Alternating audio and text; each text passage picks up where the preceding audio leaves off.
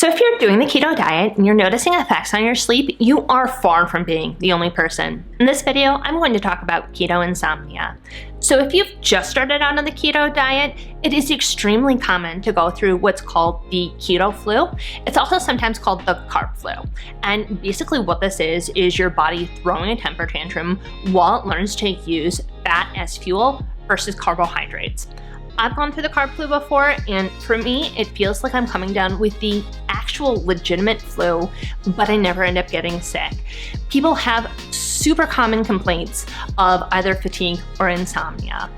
For me, the biggest two effects are I am so tired, and then my body hurts like I got ran over by a truck. Thankfully, this feeling is temporary, and as your body gets better and more accustomed to using fat as fuel, it does go away. Depending on the person, it can either take a couple days up to a couple weeks. So for me, one thing that helps a lot is to have a small amount of carbohydrates. So days 3 and 4 tend to be the absolute worst for me when I'm doing lower carb, and if I have a small amount of a starchy vegetable, so for example like half a cup of butternut squash, that helps me to get over the hump and to get accustomed to the lower amount of carbohydrates. Now, a couple things to keep in mind if you're going to do this. Firstly, you want to make sure that you are keeping in ketosis. If you are going in and out of ketosis, that's just going to extend the keto flu. The other thing is if you're doing something like zero carb, obviously that's not going to be an option for you, which ties me into my next point. Electrolyte imbalance is extremely common for people who are just starting out on the keto diet. The reason for this is that the way that your body metabolizes stored carbohydrates leads to you excreting a lot of the minerals that are in your body out. So the stored carbohydrates in your body's tissues are called glycogen, and for every 1 gram of glycogen, there are also 3 to 4 grams of water tied to that 1 gram of glycogen, and you pee it out.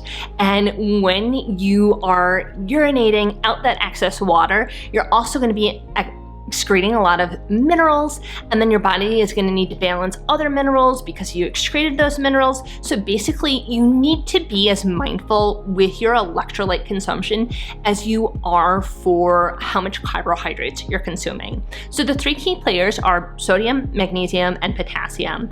Magnesium is so important that I have a full video dedicated to just magnesium and how important it is for quality sleep. I'm going to link it in the comments below to check it out if you haven't already seen it. So to balance your electrolytes, if you are looking for just an easy fix, you can totally get an electrolyte supplement that is specifically designed for keto dieters. But by no means do you have to get a supplement for electrolytes. You can totally DIY it.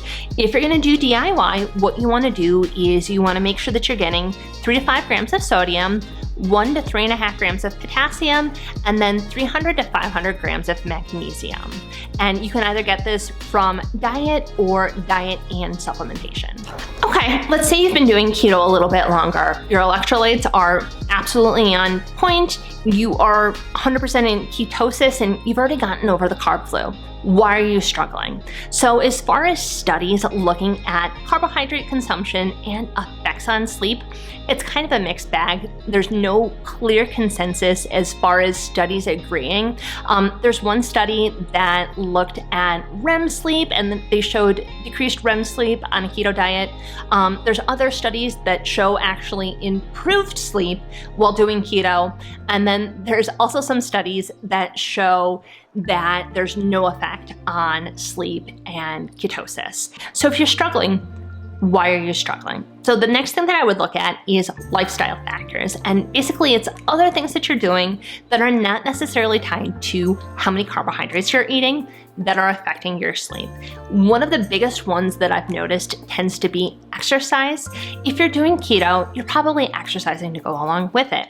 And you need to look at how late in the day are you exercising. Ideally, you want to finish your exercise at least 2 hours before you're planning on going to sleep. And at least for me, I like to do even more than that because I definitely notice physiological changes in myself if I exercise at night and then try to go to bed even 2 hours after that. What I like to do is if I'm going to exercise in the evening, I will avoid cardio and either do strength training or stretching like yoga, and then still make sure that I wrap it up at least 2 hours before I'm planning on going to bed. Another thing that's really common is caffeine consumption. If you are doing keto and let's say intermittent fasting, a lot of people will have caffeine to mitigate the hunger pains that they're having if they're outside their feeding window, and that leads to them having caffeine way too late in the day. I know a lot of people think that caffeine doesn't affect them, but even if you're not noticing the energizing effects from caffeine, caffeine takes 4 to 6 hours to decrease in your body by half. So even if you don't feel energized from it, the caffeine is still in your bloodstream. If you are having caffeine in, let's say, the late afternoon or, heaven forbid, the early evening hours, I would eliminate any caffeine afternoon. And what I do is I'd keep a sleep diary for 2 weeks and keep track of when you're falling asleep, if you wake up in the middle of the night, before you conclusively decide, oh, caffeine doesn't affect me. Another thing that's really important is meal timing. So you need to pay attention to when you're having your last meal of the day. And with keto especially, this is really important because of what is required of your body to digest the fat and the protein. You want to wrap up your last meal 4 to 5 hours before you're planning on going to sleep, and then not have anything at least 2 hours before going to bed to make sure that you're giving your body adequate and ample opportunity to sleep and to sleep well. There are a bunch more lifestyle factors which could potentially come into play. The ones that I mentioned are the most common 3. If what I mentioned doesn't seem to help, I have a bunch of other videos on my channel as far as lifestyle factors go to help you get better sleep. And of course, if nothing seems to be helping, go to your doctor, rule out there being any other health conditions that might potentially need to be addressed. If you like this video, please give it a thumbs up so I know you enjoyed it. And if you also want to be a well-rested human, please consider subscribing and hitting the bell so you get notified every time I upload. Sweet dreams!